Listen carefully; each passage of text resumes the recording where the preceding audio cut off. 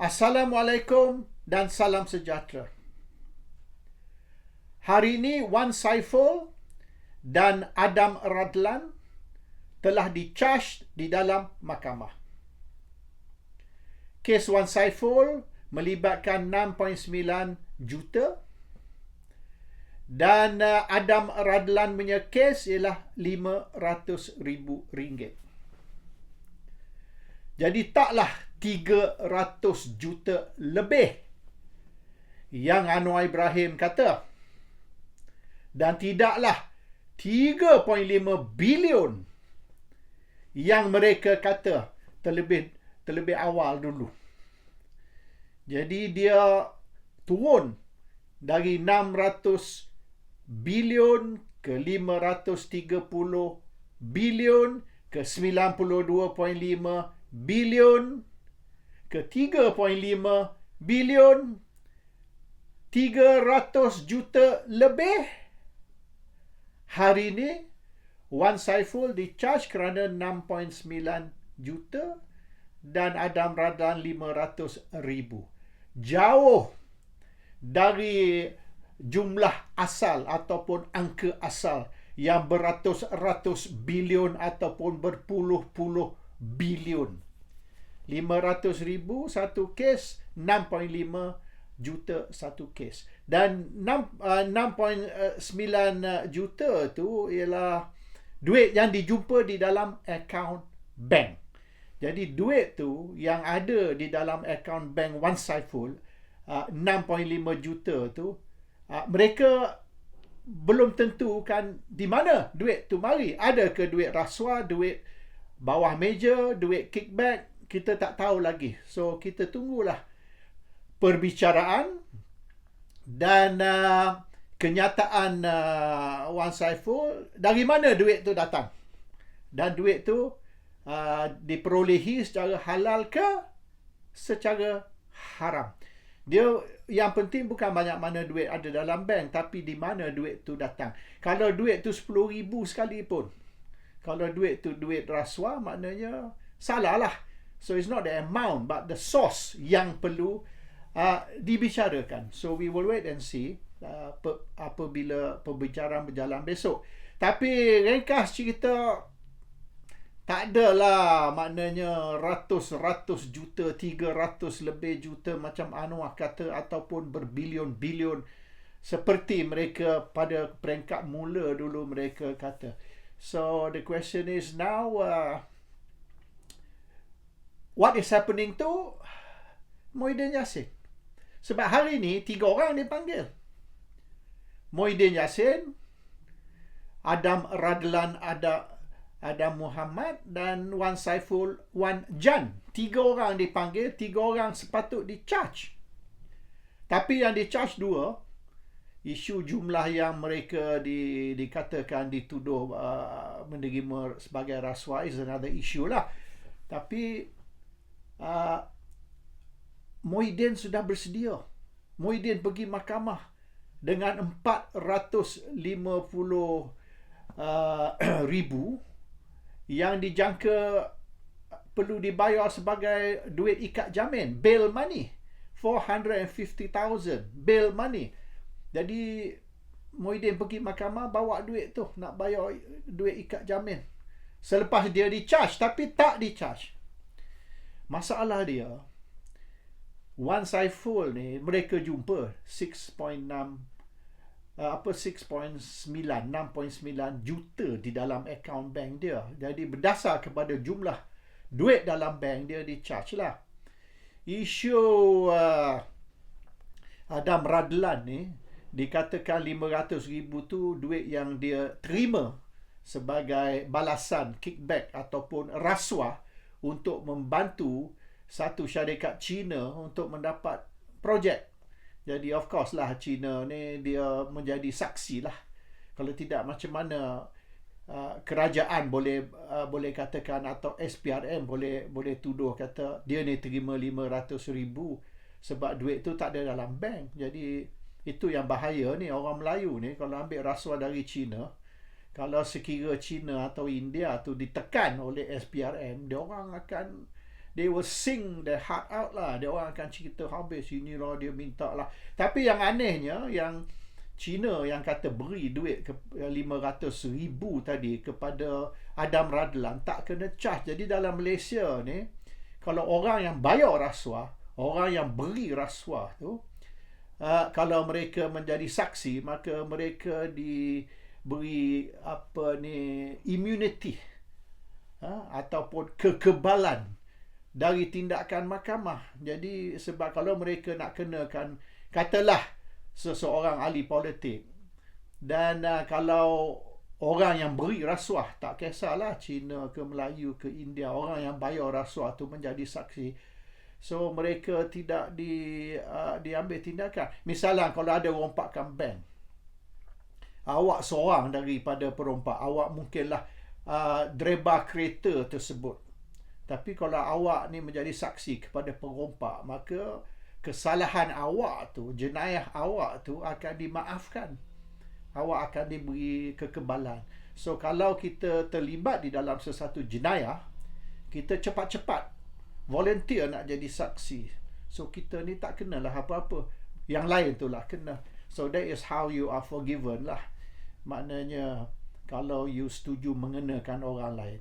Dan saya dengar pun ada beberapa lagi cerita tentang ni yang saya tidak akan dedah setakat ni lah. Kemudian ni, kita tengok dulu apa berlaku kepada Muhyiddin, bila dia akan charge Muhyiddin, dan saya akan cerita ada satu lagi rahsia tentang bagaimana mereka nak kenakan Muhyiddin. It's a very interesting story. Masalah dia macam ni. Yang Wan Saiful ni, okey, adalah 6.9 bilion juta. 6.9 juta dalam bank, dan yang Adam Radlan ni, Cina tu beritahu yang dia terima 500,000. So walaupun tak ada bukti, maknanya adalah orang yang boleh memberi menjadi saksi kepada perkara itu. But the problem is, Muhyiddin ni, there's nothing. Tak ada duit dalam bank. Dan mengikut Azalina Osman Said hari ni, Azalina kata kesemuanya kontrak 6.3 bilion. Melibatkan 59 kontraktor. Jadi hari itu kata 52, hari ini is 59 pula. Dan 59 kontraktor tu melibatkan jumlah 6.3 bilion. So tidak lagi lah 92.5 macam Anwar Ibrahim kata tu. Hari itu dia kata 92.5 bilion. Turun dari 530 bilion, turun dari 600 bilion. So from 600, 530, 92.5, today Azalina umum 6.3, 6.3 bilion sahaja. Dan melibatkan 59 kontraktor, bukan 52. So dah berubah lah. And sepatutnya 300 juta lebih jumlah rasuah. But today dia orang kata cuma 6 juta lebih. Kalau termasuk yang 500,000 tadi Adam Radlan, maknanya 7 juta lebih sajalah. Tetapi duit ni tak terlibat dengan Muhyiddin. Tidak pergi ke Muhyiddin. Tidak masuk bank account Muhyiddin. Tidak masuk bank account parti, iaitu bank account parti Pribumi Bersatu. It didn't go into the bank account. So parti tak terlibat. Presiden parti Muhyiddin pun tak terlibat. Yang terlibat dua orang ni yang dah kena charge. So how are they going to get Muhyiddin? Macam mana dia nak charge Muhyiddin? Dia perlu saksi. Sebab tak ada bukti. There's no money trail, no paper trail, no transaction. Statement bank account pun tak ada jumlah duit tu. It's not in the bank. Statement bank memang tak ada. Dia orang dah pergi dapat semua salinan statement dari bank. It's not in the bank. Baik bank account Muhyiddin ke, bank account parti ke, tak ada. So macam mana dia nak charge Muhyiddin atas kes rasuah? The only way they can do macam kes Rosmah. Rosmah Mansor tu tidak ada bukti. Cuma Rizal Mansor, Datuk Rizal Mansor yang bekerja untuk untuk Rosmah Mansor. So maknanya Rizal Mansor testify yang dia ada negotiate dengan kontraktor untuk duit tu, dia terima duit tu dan dia negotiate dan terima duit tu bagi pihak Rosmah dan dia telah serah duit tu kepada Rosmah cash. Ada bukti? Tak ada. Macam mana tahu Rosmah negotiate dengan adakah Rosmah telefon kontraktor? Tak ada. Adakah Rosmah kontak kontraktor, berjumpa dengan kontraktor? Tak ada. Jadi mana tahu Rosmah yang nak duit ni? Oleh kerana Rizal Mansor kata dia diberitahu oleh Rosmah tapi tak ada saksi, tak ada bukti. Rosmah suruh jumpa kontraktor, dia jumpa kontraktor dan dia minta duit dari kontraktor. Kontraktor tu beri duit kepada dia tapi tak ada bukti. Duit tu dia pergi ke rumah Rosmah, dia serah duit tu ke Rosmah tapi tak ada bukti. So everything based on sebab saya kata, maka itulah bukti untuk nak kenakan Rosmah. Everything on Rizal Mansor's word. Tapi Rizal Mansor ni memang terkenal di golongan korporat di Malaysia tu, dia banyak negotiate kontrak. Negotiate untuk commission. Dan dia terima duit dan dia guna nama Rosmah. Every time dia pergi, dia kata saya ni mewakili Rosmah. Tak. Jadi kes jual nama ni banyak. Ada orang pun jual nama Sultan pun, jual nama Agong pun banyak. Yang sebenar Sultan ke Agong ke tak. Dia orang kata ni bayar 500,000 ni cash. Saya boleh garanti Sultan beri awak datukship. Jadi banyaklah Cina kaya ni. Tapi dia orang kaya dengan duit, tak kaya dengan otak. Dia orang pergi bagilah 500,000, 700,000, sejuta untuk kononnya nak dapat Datuk ke, Datuk Seri ke, Tan Sri ke. Ramai. Cina, India pun kena tipu. Kena tipu sebab ni orang Melayu mari ni kata ni saya mewakili Sultan mana satulah. Dan awak bayar 500,000, kita boleh bagi awak datukship. So dia bayarlah 500,000 ke, 700,000 ke, sejuta ke untuk dapat datuk ke atau Tan Sri ke. Akhirnya datukship tak dapat. Duit hangus. Dia orang nak buat report polis pun dia malu. Sebab in first place cash, tak ada bukti. The second case, satu dunia tahu, oh awak ni satu daripada Cina bodoh. Yang ramai ni bukan engkau seorang lah. Ramai yang Cina kaya ni duk bayar 500,000 kepada seseorang. Kononnya dia ni orang tengah, ejen Sultan untuk tolong dapat datuk. So dia tak maulah malu. Sebab mana nampak sangat dia bodoh. So a lot of this going on di Malaysia ni. Rizal Mansor is one of them. Terkenal sebagai broker yang jual nama Rosmah. Dan Rosmah kena hari ni pun kerana Rizal lah. So ada ke Rizal serah duit tu ke Rosmah? Tak tahulah. Itu dia kata. Kalau dia kata, maknanya kerajaan ambil sebagai benar. Walaupun kerja dia ni dari dulu ialah untuk negotiate commission menjual nama Rosmah. So it's the same case here. Isu dia orang nak kenakan Muhyiddin melalui kenyataan ataupun satu confession dari saksi. So Muhyiddin terima banyak mana? Okeylah, Muhyiddin terima 100 juta kata. 200 juta. Kalau ikut Anwar 300 juta lebih. Okey, so Muhyiddin terima 300 juta lebih cash. Awak bawa itu apa cash? Ya, cash dalam suitcase. 10 suitcase ni. Saya usung 10 suitcase cash beri ke Muhyiddin. Duit ni datang dari kontraktor ni, kontraktor tu. Jadi SPRM ambil lah kenyataan tiap-tiap kontraktor tu. Betul awak duk bayar ke orang tengah ni duit sekian-sekian, betul.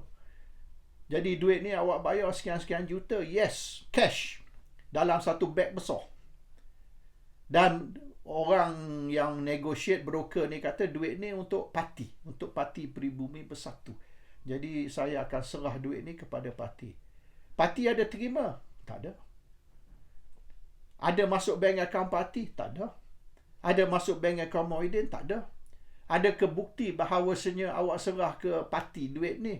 Siapa dalam parti awak serah? Hamzah Zainuddin? Setiausaha Agung? Tak. Muhyiddin Yassin?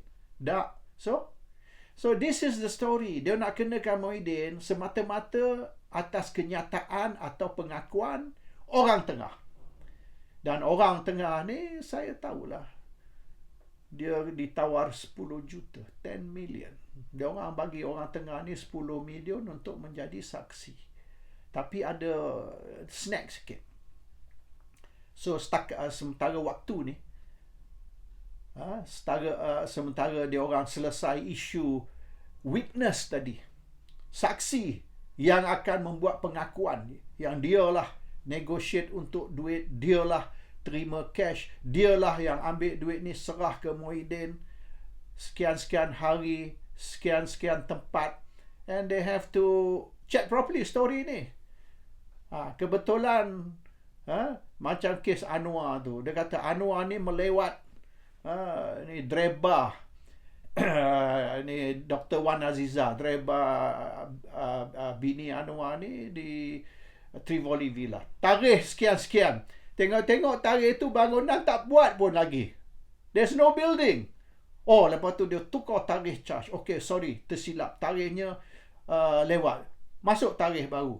Tapi dalam kenyataan Azizan tu, dreba Wan Aziza tu, dalam kenyataannya dia kata dia dilewat semasa dia bekerja untuk Wan Aziza. So tarikh yang kedua tu dia dah berhenti kerja. Awak kata awak dilewat semasa awak bekerja. Sekarang ni tarikh tu awak tidak bekerja. Oh, silap. Tukar sekali lagi. 3 tarikh. Last dia check. Okay, bangunan siap bila. Kita check bangunan di banner bila. Bangunan ni siap bila. Azizan berhenti kerja bila. So, kita ambil tarikh di antara bangunan siap dan tarikh dia masih bekerja. So, 3 kali tukar tu tarikh tu. So, they have to check also yang Muhyiddin punya ni. Okay, orang ni terima cash. Banyak mana cash? 300 juta lebih. 230 juta lebih. Yang mana satu ni? Dia ada 2 ni. Ada satu ni 300 juta lebih. Satu lagi ni 230 juta lebih. Which one? Okay, bila awak terima duit tu? Dan company yang bayar duit ni, sudah tentulah dia ambil keluar cash. Sebab bila dia terima bayaran kerajaan, cek bayaran tu diberi secara cek. Kerajaan tak bayar cash. Jadi awak kena withdraw money dari bank tu. Jadi kena check lah tarikh awak ambil keluar duit tu. Kalau awak kata awak beri duit tu sekian-sekian tarikh, tengok-tengok check bank account, tak ada pun duit keluar dari bank tarikh tersebut. Kecoh pula. So all this they have to atur secara elok supaya cerita ni menasabah. Everything, the date, the time, the place, semua itu. Jangan nanti you buat kenyataan, you dilewat dalam satu bangunan yang belum dibina lagi misalnya. That's going to be very... So, ada delay sikit kes Muhyiddin ni. Because now, there's no black and white, tidak ada bank statement, tidak ada hitam putih. Cuma berdasar kepada pengakuan atau kenyataan saksi. So, this saksi ni, the story has to be correct. And this saksi pun, kita kena make sure that saksi ni tidaklah mana tukar cerita lain. Kadang-kadang saksi ni, dia terima duit 10 juta, dia testify kata, ya betul, saya lah yang ni. Kemudian hari, saya kesal yang saya ni telah mengfitnah Muhyiddin. Saya dipaksa. Mereka kata kalau saya tak buat ni, saya akan di-charge. Jadi elak dari di-charge. Jadi lebih baik dari saya di-charge, saya terima 10 juta untuk menjadi saksi. Tapi hari ni saya kesal, ini fitnah. Jadi kecoh lah. So they have to make sure that the saksi pun tidak akan ubah cerita kemudian. Sebab banyak saksi ni, dia U-turn later. Apabila dia rasa dia ni dah sakit, dah mati, jadi orang kata, awak ni menjadi saksi fitnah, awak tahu tak awak mati besok ni? Oh, dia dah takut dah. Dia rasa dia nak mati dah. Sebab doktor kata dia dah sakit jantung lah, kencing manis lah, darah tinggi lah. So, doktor kata silap-silap awak ni setahun mati. Oh, dia mulalah, dia repent. dia bertaubat, dia minta maaf, dia minta ampun. Jadi cerita yang Muhyiddin ni dikenakan keluar lah. So this is the problem lah. Jadi saksi ni kalau orang Melayu susah. Biar saksi maknanya orang Cina. Sebab orang Melayu ni, kita geretak sikit je, awak ni akan masuk neraka, awak tak masuk syurga. Wow, dia orang ni. Isu syurga neraka ni big deal bagi orang Melayu. So this is the problem lah. And the Malays are not reliable. Makna dia U-turn banyak, tukar sekejap sini sekejap situ. Saksi Cina ni lain sikit. Kalau dia kata macam tu lah. Dia orang degil sikit. Melayu ni susah. Mudah kita U-turn, baik dalam politik, baik dalam apa. Dan Melayu ni banyak buat tak serupa cakap dia orang Islam, cakap dia semayang 5 kali sehari, pergi umrah tiap-tiap tahun, tapi fitnah orang macam gila. So this is the problem with Muhyiddin. Oleh kerana tu tak dapat charge Muhyiddin hari ni. They have to make sure everything is signed, sealed and delivered. Iaitu satu cerita yang very tight story, yang kalau masuk mahkamah besok, kalau saksi ni menjadi dia punya ni witness dalam perbicaraan, dan sekira lawyer ni dok tekan dia, mungkin cerita dia berpusing-pusing macam kes Azizan dulu. Sekejap macam ni, sekejap macam tu, sampai hakim pun duduk mengamuk. Hakim kata, this witness is so unreliable. He says one thing today, he says another thing tomorrow. Ini hakim duk kata. So this saksi has to be better than Azizan, Reba Wan Azizah. Kalau tidak, hakim pun kata, apa benda saksi ni putar sini, putar situ.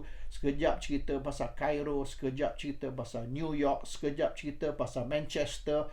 Lepas tu, the story is so inconsistent that kalau ikut saksi ni, maknanya kes terhadap Muhyiddin ni kena buang. Drop the charges, withdraw the case. And this is maknanya kalau mereka bergantung semata-mata atas saksi untuk nak pancung Muhyiddin is a very dangerous punya game. Oleh kerana there's no paper trail, there's no money trail. Bukan macam kes Najib ni, they show money trail, paper trail. Jadi susah nak nafi. Dia jadi maknanya is based on this person say, he say, she say, I say, you say. In the end, the judge has to decide who is the truth, who is the lie. So that is the whole situation. So tak tahulah, mungkin besok lusa dia orang akan charge Muhyiddin kalau dia rasa kes dia orang ni selamat.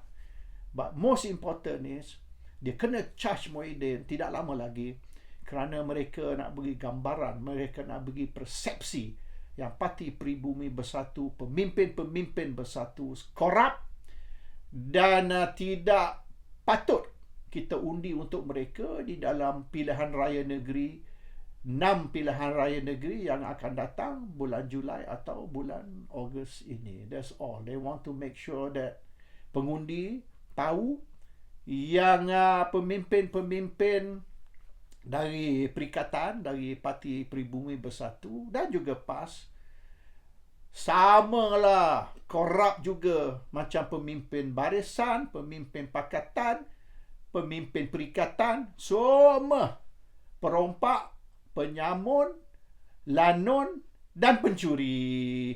Assalamualaikum, salam sejahtera.